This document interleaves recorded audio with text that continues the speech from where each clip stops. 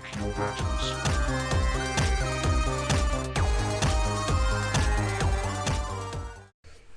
What is going on, good people? Today I am making good on a promise that I made in another video about touching on collecting for the PlayStation VR 1 in 2024. I see you're organizing your papers for the Smithsonian Museum of Dumbassery. And why, frankly, I think you ought to be doing it. If you've never dipped your toes into the waters of VR, I have to say that right out of the gate, it's a super affordable platform for now in terms of the hardware. I got mine about a year and a half ago for $100 at a local game exchange, but I've seen them a lot cheaper than that on Facebook Marketplace, on eBay. Sometimes if you catch the right deal, you can get them for $50. And I will say that it is a just chef's kiss introduction to virtual reality. Now, there are going to be people that will dismiss this and they'll, well, it's an old platform. It came out in 2016. We're talking about almost 10-year-old hardware, and that's true. Now, in terms of resolution and presentation, are there other options on the market that are superior technically to the PlayStation VR? Absolutely. But I'm here to tell you that I take the same tack with the PSVR 1 that I do, frankly, with a lot of retro games. It's like, just because a game or a console isn't the newest and greatest thing on the market, I think any game collector will tell you that has no bearing whatsoever on your ability to enjoy the games. The PlayStation VR, while dated, still looks fantastic. Now, I will tell you, I currently own two virtual reality headsets. I've had three. I've had the MetaQuest 2, the MetaQuest 3, and the PSVR 1. I will tell you that far and away, in terms of physical comfort, the PlayStation VR is hands down the most comfortable headset I've ever had. It sits light on your face. I've heard some people claim the opposite. I mean, maybe it's all up to the user and their own experience and their own preferences, but for me, it is a super comfortable headset. Probably the only thing I would say against it is, like, yes, you are connected by wires to the console, so you're not kind of free to roam like you are with other headsets. But really, when you sit down to play a video game, the idea isn't to move around a whole lot. It's ideally to be in one spot and to immerse yourself into the game that you're playing, and just to enjoy it.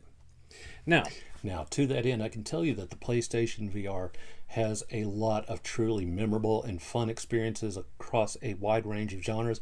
Whether you're into horror or shooters or adventure or puzzle games, it really does have something to offer every type of gamer.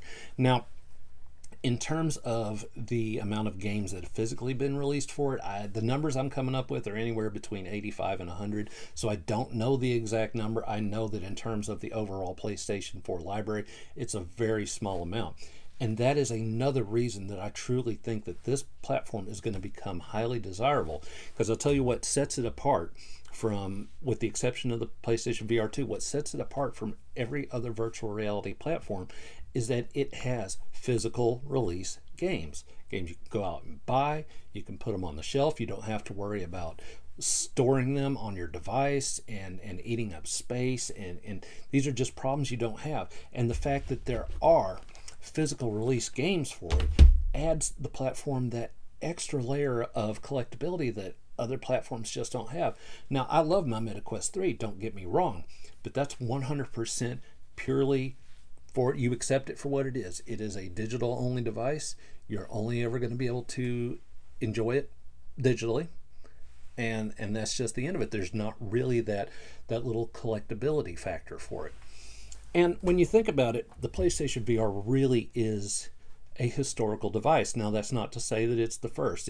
It's one of a long line of VR headsets up to that point, but it is the first one, if you don't count the Virtual Boy, that was manufactured by one of the three majors now. It is Sony's first ever, and they did a really, really good job with it. And there's a lot of diehard Sony collectors out there, and they're really, I believe one day, the ones that may have missed out on it, they're going to want to go back. They're going to want to have some of these experiences that they've heard from friends about. And, I can even see a situation in which maybe years down the road, you're going to have some collectors, maybe they're out and about at a flea market, a garage sale, a thrift store, something, and they happen to run across a PlayStation VR and get a good deal on it. They're going to want to come back. Only at that point, they're going to find out that the software, the games are not affordable at that point. And really, that's why I suggest collecting now, because in terms of the size of the overall PlayStation 4 library, it's really a small percentage of what's available in terms of the overall. And I don't know whether it's because there's already a demand for it or if it was short production runs. I'm not sure what happened, but I do know that from personal experience, when I go around to the local GameStops, not GameStops, game exchanges. I do go to GameStop. They still occasionally will have a PSVR game. I mainly stick to Game Exchange because they tend to have more, but even the ones they have tend to be like across all their stores, like the same 3 or 4 titles. The experience I've run into collecting for the platform so far is it's already right now not easy to collect for. You don't really walk into shops and just find a wide selection of PSVR games. You just don't. I have about 40 titles at this point. I'm not going to be a full set collector of PSVR. Frankly, there's games even on that I'm not into. I know there's like a Persona like 3, 4, 5 multi-pack that has like a VR element that's added. It's a series I don't care anything about. While I do have a couple of the horror games, I'm not a big horror guy overall, so I'm not going to collect that. But there are a lot of fun and quirky experiences that I'm really going to want to get into. And to that end, like I said, get into it now. Because if you want to later on, it's going to be kind of like the GameCube was. You know, there was a time when GameCube, nobody wanted anything to do with it. The games were dirt cheap. Now everybody's losing their mind that's a collector trying to go back and pick them up, and they're finding, guess what, they're not cheap. And I'm just saying, they're already not. The PlayStation VR games, there's a lot of them, like this Job Simulator. I paid like $50 after taxes for it. There's already some games in there that are already not cheap. That are already kind of, and I think to a certain extent, there's a lot of what is available for the platform that's already kind of on the actual rare side, because Sony knew this was going to be a little bit of a niche for them. I don't think these games were as mass produced as a lot of them. So yeah, I truly believe that it's time to hop in. And to that end, I want to get in on 10 of what I consider to be the best PlayStation VR experiences, at least in terms of what I've tried so far. All right, so if you're going to hop into PlayStation VR collecting, these are the 10 that I'm going to recommend, that if you don't own any other games on the platform, these are the ones you go after. First off is going to be Astrobot. Now, that is a game that is widely considered among PlayStation VR and just regular VR at large enthusiasts as the best game that PlayStation VR ever produced, period. Next up is going to be Resident Evil 7 Biohazard with the VR mode. Again, I already told you I'm not a big horror guy, but oh my. When you hop into this, it's such an atmospheric game. You really do feel like you're transported into it, and you really do kind of feel like your life's in danger. So especially if you're a horror guy or just somebody that really loves good deep immersion, pick it up. Next up, it's going to be one of the few that's actually still somewhat readily available. I run across it a lot, which is Blood and Truth. Now, it's it's more like a high octane adventure game that kind of feels more like an immersive movie, in my opinion, and it is a Sony exclusive, so I feel like that pretty much is going to lock in a certain degree of collectability over time. Next up, another horror game, Until Dawn: Rush of Blood. And a big reason I picked this up, I don't know if you've ever had the chance to go down to Dallas or to Branson, Missouri and visit the Ripley's Believe It or Not museums that are located there, but they have these really immersive theatrical type experience games, and one of them actually is Until Dawn: Rush of Blood, I believe so. And it's an on-rail shooter, and it's dark, it's frightening, and it's a ton of fun. Would you like to be Iron Man? Because I would like to be Iron Man.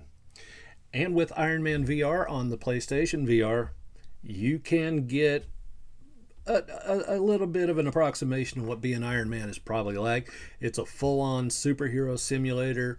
It's a ton of fun. I think it's definitely one of those games where if you're prone to motion sickness, maybe you want to be careful with it. But I will say another selling point to the PlayStation VR is one of the commonly reported issues with VR just as a whole is motion sickness. And I really have only dealt with that one time on this platform, and that was with Star Wars Rogue Squadrons. That was just a little bit too much zipping and spinning and all that, and it did make me a little queasy. But again, you know, if you're cool with that kind of thing, or if you're a seasoned VR veteran and that really doesn't bother you, Iron Man, pick it up. Now, have you ever been sitting around bored and you think to yourself, I'm bored. I'd like to play Tetris, but I'd like to play it like I'm having an acid trip. Well, then, my friend, Tetris Effect is for you. It is like standard Tetris in a lot of ways, except you have a lot of really cool colors and vibrant music and just all this going around, eating up all your vision while you're playing Tetris. It is very trippy, and it's another one of those games that's starting to get a little bit pricey. I rarely ever will see it, and when I do, I don't think I've ever seen it for probably less than $25 to $30 as I recall. So if you're a fan of Tetris and VR and, I don't know, acid trips, then yes, Tetris Effect. Do recommend. All right, for the gamer who's into both science fiction and first-person shooters, we have a sci-fi first-person shooter called Farpoint. And as I recall, it is one of the first kind of AAA sort of games for PSVR. But what really sets it apart is that it came with a new piece of hardware, the aim controller. And I just have a sneaking suspicion that moving forward in the future, it's one of those things where if you have the whole set put together with the game and the controller, it's going to be a nice little collectible. Speaking of controllers, another thing I did want to touch on about the PlayStation VR while I'm thinking about it is there are a lot of games where you can just get by with the DualSense. So that makes it, in my mind, more, even though it is virtual reality, it gives it more of that traditional sort of gaming feel to where you're not necessarily having to use like the motion controllers or the little, if you've ever seen the controls for the MetaQuest, something that's just kind of freestanding like that. This is something you can just get both your paws around and just go to town gaming, but with a little bit of a different perspective. But yes, Farpoint, do pick it up. Next up is The Walking Dead Saints and Sinners. So far, I've found a copy of this game exactly one time. The physical copies of this, they're just not out there, and the one that I saw was about $28 or $30 at the time. It has some really deep physics-based combat, which really, in my opinion, showcases what VR truly is about and what it's capable of. And if you're a fan of that type of game, or you're just a fan of The Walking Dead, snag it while you can. The next to last game, and I'm saving my favorite, what I think is the cream of the crop, the best of the best, I'm saving it for last. But this one is second by only a narrow margin, and that is Super Hot. Now, Super Hot it's playable in both 2D on a TV screen, but there are virtual reality iterations of it. I've played it on MetaQuest, and I own a copy for PlayStation VR. It's a shooter, but it's not really a shooter. The whole premise of the game is the bad guys, and it's very visually simplistic. You know, there's the red guys, they're the baddies, there's you, and then there's the room that you're in, and it's usually just done in kind of like white and gray scale. But the thing is, what sets it apart is that time only moves when you move. So the guys that are coming at you to attack you, if you don't move, they don't move. And it gives you time to like kind of look around the room and figure out who you need to take out first, what you need to aim for, what weapons. And that's the thing, not everything in the room usually can be used as a weapon. So some rooms you'll find like bottles, some you'll get guns, some you'll get knives. Or if you don't have any weapon, you can just punch the red guys in the face, do that a couple times, and they usually explode into red shards. It's very, very cool. And if you've never played it before, I would almost recommend Super Hot as the perfect jumping off part for not just PSVR, or jumping off point for any VR experience, because you don't have to deal with a lot of the motion blur and you know, just that whole thing that might induce like nausea or give you one of those VR headaches that a lot of people have gotten or have reported. But yeah, it's a perfect jumping off point because you control the pace, you control everything that's going on. It goes as slow or as fast as you want it to. Cannot recommend it highly enough. And now, moving on, drum roll please, to my number one personal favorite PSVR game, and also not a cheap one, but I highly recommend. And now for my top favorite game that I've ever played on PlayStation VR is what on the surface looks like a cutesy little kid title, and it is rated E for everyone but Moss. It is such a beautiful little game, and just let me get this started for you in the background. So it does have an overhead view. It's an action adventure game. As you can see, you control this little mouse, and there's puzzle elements and there's combat elements, which almost weirdly give it a little bit of a Zelda feel. If I don't know if that's the correct way to describe this game.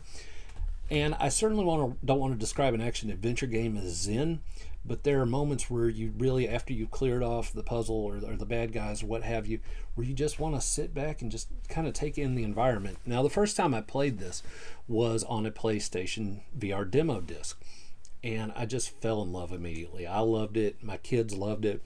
And it opens up where you're inside the mouse's home, which is inside of a tree, and there's a table and chair and a fireplace. And before I did anything, I just sat there and just enjoyed the environment. There's a lot of that to be done in this game. I don't want to say it's I have a hard time not describing top-down like overhead games like this as God view, but it's kind of what you feel like. You feel like you're in this position of just observing what's going on in the world, even though you're controlling it. It's just I don't have enough adjectives to fully describe how much I appreciate and love this game. And it's also another one of those games, it's not very cheap. If you go out to buy it, you're going to spend, unless you catch a deal, you're going to spend every bit of $35 to $40 trying to pick up a copy of it.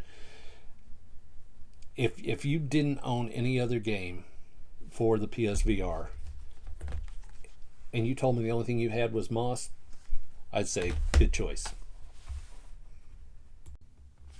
So in conclusion, PlayStation VR, it's still a tremendous amount of fun, even though the hardware's 10 years old, even though in terms of technical specs, it's going to fall short of what else is available out there. A lot of the especially putting it up against like MetaQuest 3 or Apple Vision, which I want to say something about Apple Vision real quick. If you have one, what do you do for a living? Because as cool as I've heard it is, I haven't experienced it, but there is nothing on the face of the earth. I think even if I was a billionaire, I could not justify $3,500 on a damn headset. But I digress. PlayStation VR is still a ton of fun. You're going to kick yourself if you don't pick one up now while they're cheap and start squirreling back a few titles for yourself. Anyway, as always, pick your battles, because not every hill is worth dying on. And I will catch you on the next one. Take it easy.